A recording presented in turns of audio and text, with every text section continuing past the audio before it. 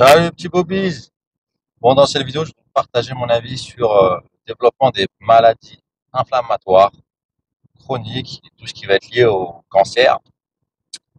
Donc, c'est une vidéo un petit peu préventive, mais pour que vous preniez conscience de certaines choses, notamment dans l'alimentation. Allez, à tout de suite, juste après l'intro.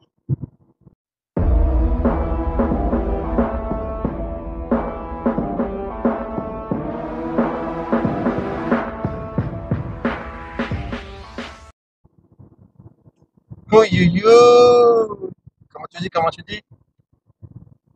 Ouais, c'est ça. Bon, alors, comment ça...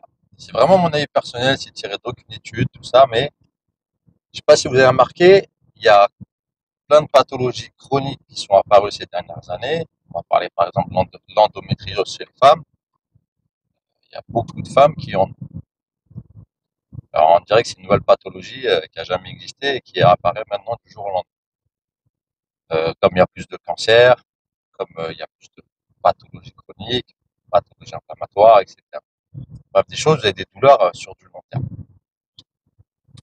Donc mon avis là-dessus,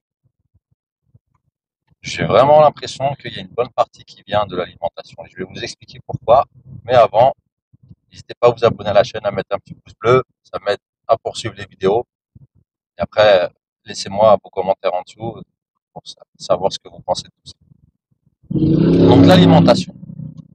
Si vous regardez bien l'alimentation de nos jours, ce qu'on mange aujourd'hui, c'est beaucoup de la merde. Que vous soyez d'accord ou pas, la majeure partie des aliments qu'on trouve aujourd'hui, de ce qu'on mange, il y a énormément de produits transformés, voire ultra transformés.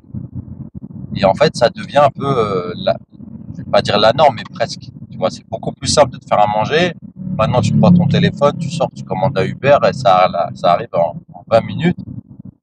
Euh, donc, c'est vrai que la facilité de manger transformé, elle est de plus en plus importante.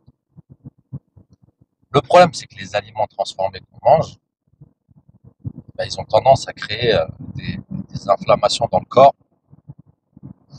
Et vu que c'est pas vraiment adapté pour nous, il y a plein de trucs en vrai qu'on consomme, mais qu'on ne devrait pas consommer. Tu vois.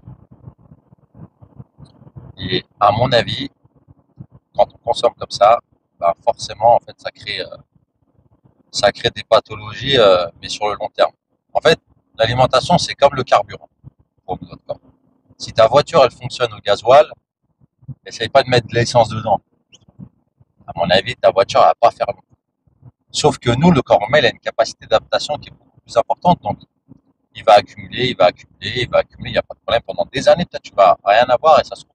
Des fois, tu as même des petites intolérances alimentaires que tu soupçonnes même pas. Et sauf que ces produits-là, petit à petit, ben, ils vont développer soit des pathologies chroniques, soit des cancers. Des cancers, pourquoi? Pour faire simple, quand vous mangez, en gros, vous amenez en gros du carburant et ça va créer en fait euh, la régénération des cellules ou la création des cellules, la croissance des cellules. Pour faire simple, quand tu manges beaucoup, tu grossis. Quand tu grossis, c'est quoi? C'est que tu as plus de cellules qui sont créées, que ce soit des cellules graisseuses, musculaires, peu importe, mais tu as plus de cellules qui sont créées.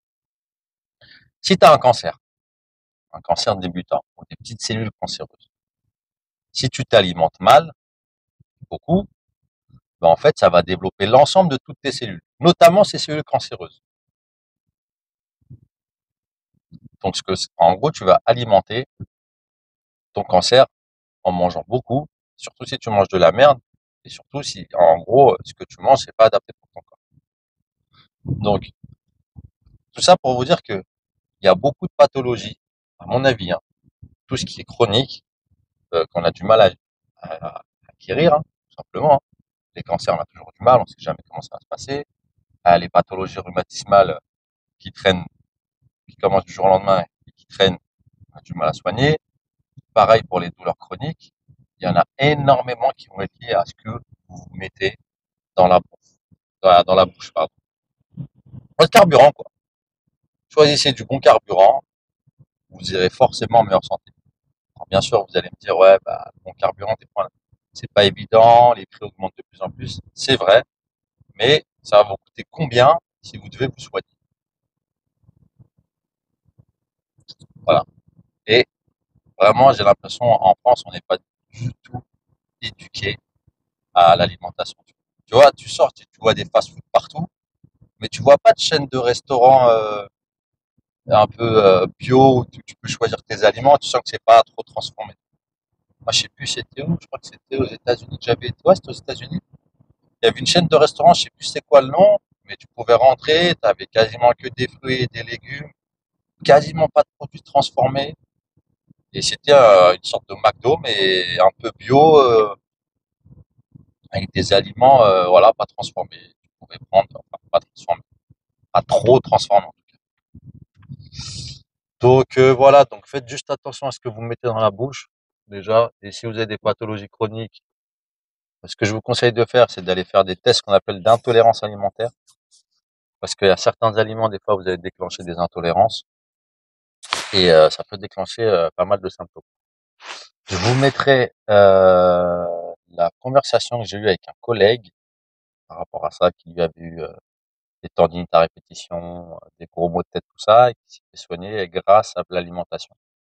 Ouais, salut Flo. Dis-moi, tu peux me raconter déjà comment tu avais fait par rapport à tes tendinites et à tes maux de tête là avec le test alimentaire là, combien de temps ça avait duré? Est-ce que tu avais dû arrêter pendant combien de temps? En gros, après qu'est-ce que tu as dû réintégrer? Je crois que c'était les œufs. Voilà, si tu peux me faire vite fait un petit topo. Merci. Et oh Walid, désolé de répondre que maintenant, j'avais vu le message et après j'avais complètement zappé. Bah écoute, qu'est-ce que j'avais fait des tests d'intolérance à Paris au laboratoire Zamaria, où ils te testent, je sais pas moi, 200 aliments et donc le truc bien complet. Et après j'avais arrêté les catégories fortes et moyennes d'intolérance, parce qu'ils te classent ça en trois catégories. Et donc en gros, tu arrêtes un an à peu près, enfin ça dépend hein, le degré d'intolérance. Et tu refais ta flore intestinale et tu réintègres après tout. Et après d'expérience, je me suis rendu compte que finalement tes grosses intolérances, tu seras intolérant à vie. Donc c'est toujours intéressant de refaire sa flore intestinale. Euh, mais les trucs comme le blé, les farines de blé, de maïs, les produits laitiers, il y a de grandes chances qu'on soit tous intolérants à ça, les œufs aussi. Et donc voilà, tous les restes, éventuellement, les moyennes intolérances, eh bien il y a moyen de les faire partir. Mais bon, après, ça veut pas dire que bon, on sait que c'est mieux de les arrêter à vie, les grosses intolérances. Mais bon, moi j'ai réintroduit maintenant et voilà, ça m'arrive de manger des pâtes, de la pizza ou du pain. Mais je sais que c'est pas bon pour moi et que j'essaye de diminuer. Il a toujours un peu de symptômes, mais beaucoup moins.